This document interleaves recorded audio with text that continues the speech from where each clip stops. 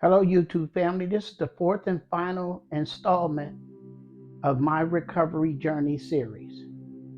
Today is the final installment, so let's get started on the final installment. I left off in 1997. 1997, I got a state job working for a state hospital, and here I go again. I met another lady. So we worked together, worked on the same unit. We were acquaintances. She needed rides back and forth to work. I obliged her. We started becoming close in terms of co-workers. From co-workers, we went to friends. And from friends, we realized that if we were going to even try to make this relationship work, that it would be hard to do that while both working together. Because a lot of times separation brings more appreciation. And in the setting that we were in and the close knitness of how we worked, it was best for one of us to consider another job. And even though at the time we both were considering other employment, whichever one got other employment first was the one that left. She was the one that left, I was the one that stayed. So we started seeing each other. I was in recovery, she wasn't. She realized that that was something that was important to me for my recovery. I chose not to be around her when she, drank her little beer or did whatever she did. And I knew that I didn't want to be real serious with someone that was still doing those things, but it was still at the beginning and early. Um, and she asked me to take her to some meetings. Took her to a couple meetings. She liked what she heard, and she decided that that was the way of life she wanted to live. And I wanted to make sure of that because I didn't want her to quit for anybody but herself. And that's what she did. She wanted to quit for her.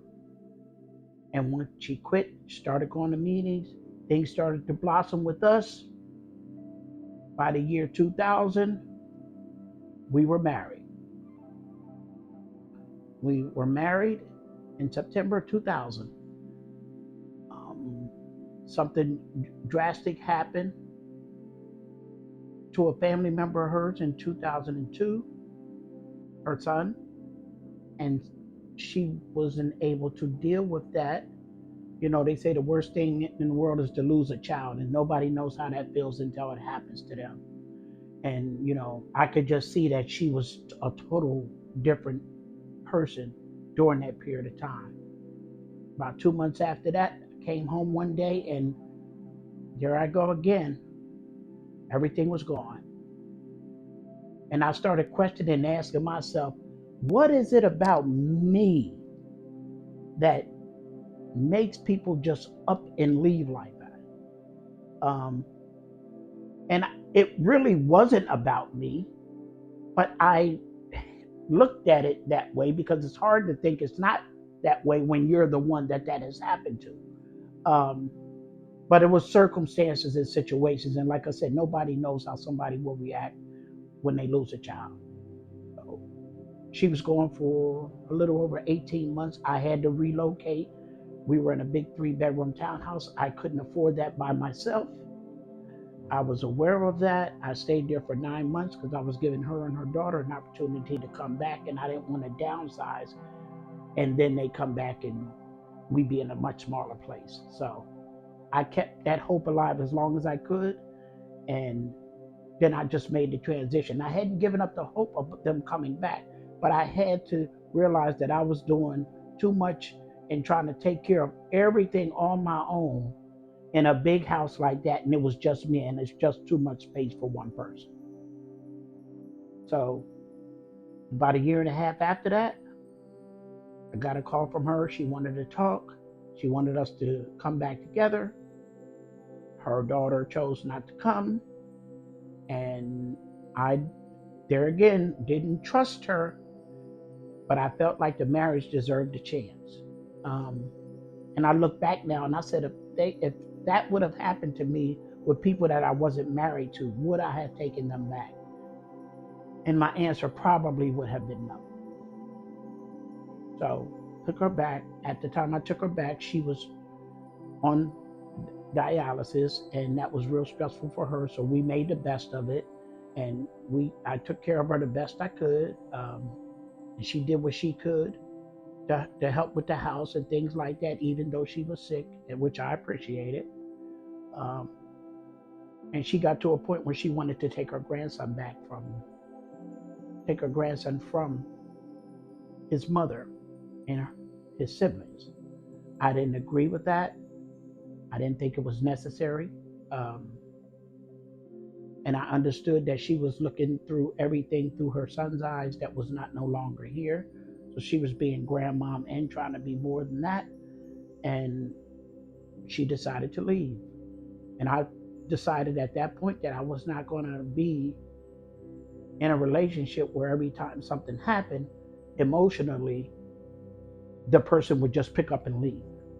Um, I didn't think it was fair to me, and I didn't think it was fair to the relationship. So I decided from that point that that was gonna be it for that situation. So I decided to keep going, doing what I was doing, working, doing the things that I was doing. And in 2013, I decided to move to Dover, Delaware. Moved to Dover, Delaware.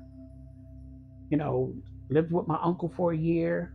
After that year, I got my own place. I was already working for the state, and I was working in a foster care center for kids that were in foster care.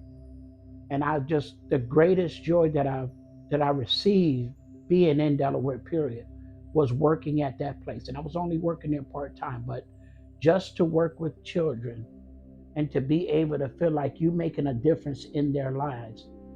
You know, I always said that I always like to have a job that I felt like I made a difference.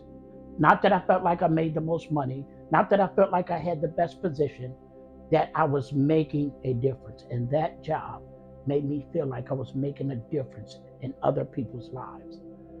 Um, in 2021, I decided that I was up in Delaware because of everybody else but me.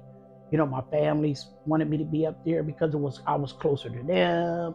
You know, I was down here. They said I was down here and I was by myself and this and that. But I never ever had a problem with where I was. And I said to myself, this time I'm going to make this transition, and this time it's going to be for good. And I'm going to make this transition this time for me, because of my thoughts, because of my feelings, because of what I think is the best thing to do. And that's what I did. Came back down here in 2021, got a job working with mental health and substance abuse people, a combination that I enjoyed. I think I have strength in both of them areas. And I've been able to have a job that I've been working at now for a little bit over a year and a half. I enjoy this job, and I enjoy my life as it is now. And the way that I stayed clean for 33 years is by doing the things I needed to do at the beginning. If you're early in your recovery and you think the beginning don't matter, I just told you. A person sitting here with 33 years, I'm telling you, the reason that I'm sitting here today is not what I did last week, not what I did last month, not what I did last year. It's from the foundation I set at the beginning. Going to meetings, having a sponsor, utilizing a sponsor, making phone calls, having a commitment to my recovery, working steps, going to treatment, getting the help that I needed at the beginning. You building a house, you start the house from the foundation. And if that foundation isn't strong, once you put all that other stuff on top of that house, it's going to blow over when the wind blows. So when you have issues and storms and situations in your life and that foundation is not solid, it will blow over. And I want to thank each and every one of you people for being on this 33-year journey. I've never told my story from beginning to end for 33 years. I've only told it before at celebrations where I had 20 years, 15 years, 18 years. But you guys are the first people to get my story from the beginning of my life to now. I appreciate you guys. I got more of my videos coming soon.